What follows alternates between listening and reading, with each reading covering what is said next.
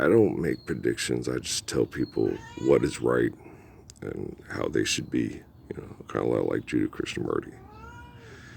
Respect, right thinking, things like that.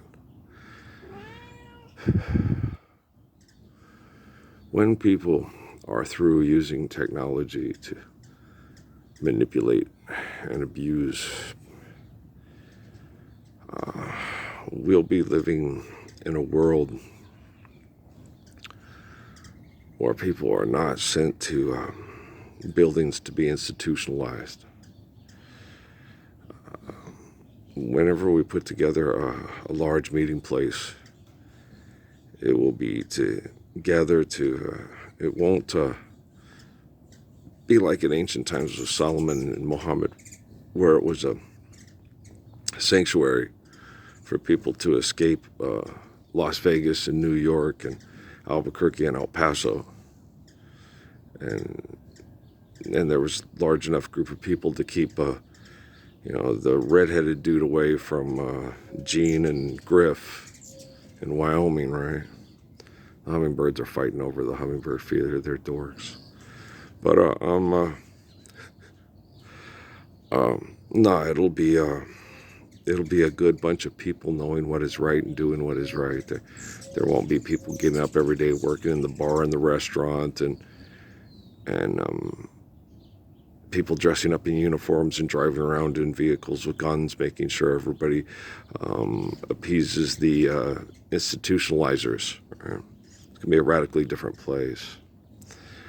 The slow, insidious torture of chemical poisoning from corporations will be completely eradicated. Large buildings where people manipulate access to housing and food and clothing, and then have people want to cosmetically make themselves feel superior, sexually desirable to other people, will be eradicated. There'll be no more beauty pageants. There'll be no more NFL, NBA, or NHL drafts or Major League Baseball drafts. If people want to play sports, they'll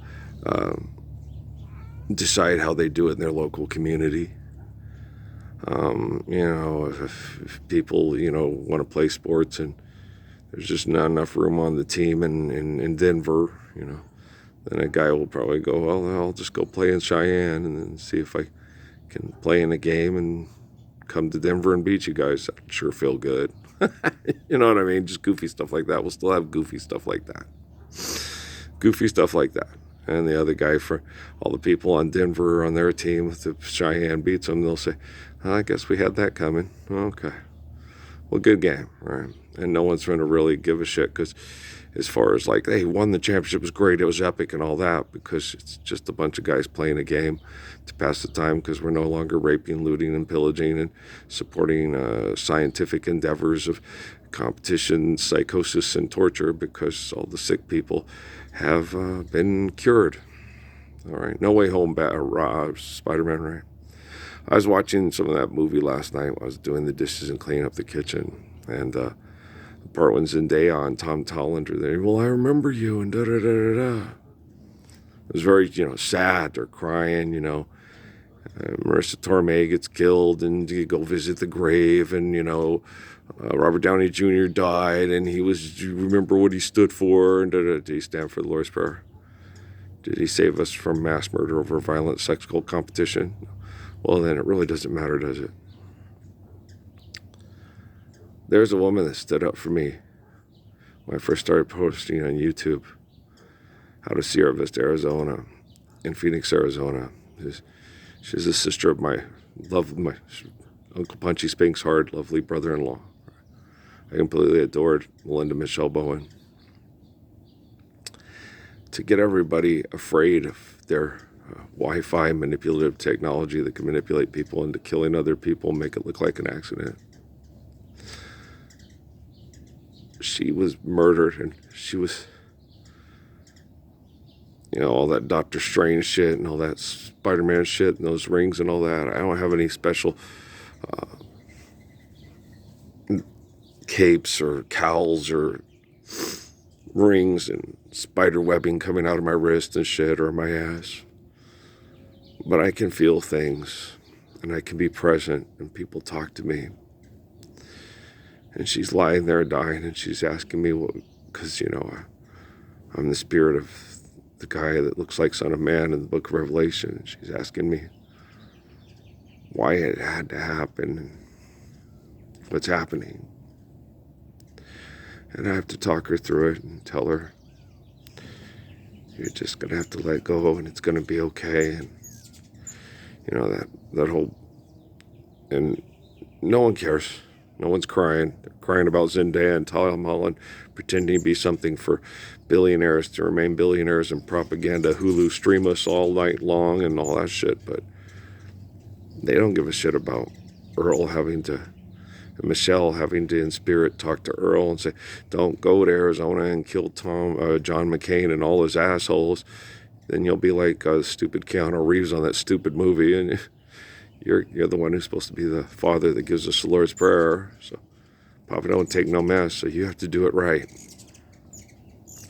We've had quite a few beautiful, fun talks.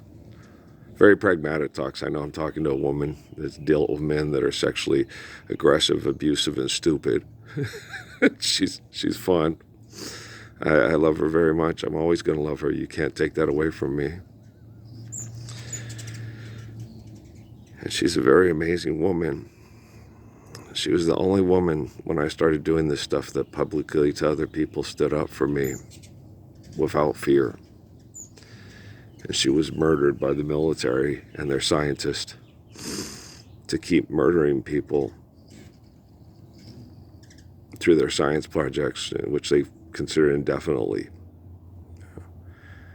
And you guys don't fucking care. You make another fucking Furiosa come. There's not going to be any Furiosa movies. There's not going to be any Avenger movies. We're going to have these extreme psychosis played out through someone like Stan Lee's head. And then him at the Hefner Mansion, surrounded with very sexually desirable women being used as sexual instruments to continue Richard Dawkins' studies of anthropology. I'm sick of this shit. You should be sick of it too, but it doesn't matter if you're sick of it. It only matters that I'm sick of it. It only matters that I'm the focal point of communication for us to live correctly, live rightly, live respectfully. Right? That's all that matters. It doesn't matter what any of you people on TV are doing at all. It matters that I'm the Messiah, and very manipulative people that you consider powerful and wealthy set up the scientific conditions to study the humility and the strength and the eternal perfection of the faith of the Messiah. The power and the glory is God's. And that's just using words to try to describe omnipotent essence of our omnipotent, infinite essence of our eternal existence. That's it. No more, no less. You don't have to guess. When it's 3, you can see it's a magic number. Yeah, the Holy Trinity that I talked about in the aisle, looking for fake flowers to hang on this patio for my father. Okay. Aren't you sick of being disgusting? I hope you are. If not, I'll just keep working on this because I'm beautiful and I know it. If you don't know it, hopefully someday you'll be sick of being disgusting so technology doesn't have to exterminate you. Peace.